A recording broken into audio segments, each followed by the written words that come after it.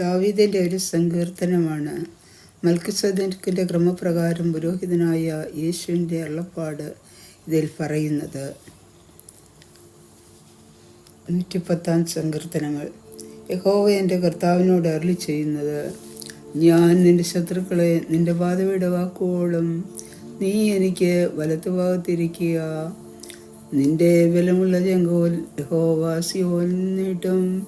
നീ നിന്റെ ശത്രുക്കളുടെ മധ്യേ വാഴുക.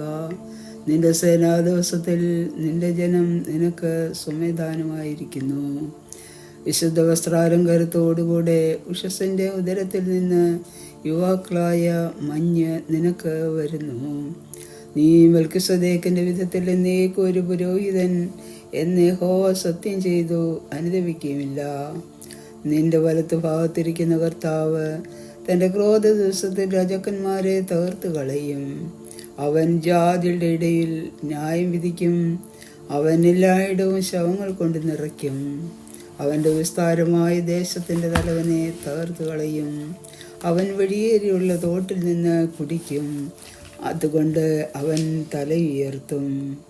ദൈവമേ, സ്തുതിയോഗ്യമാകുന്നു. പാറയ്ക്കുമോ.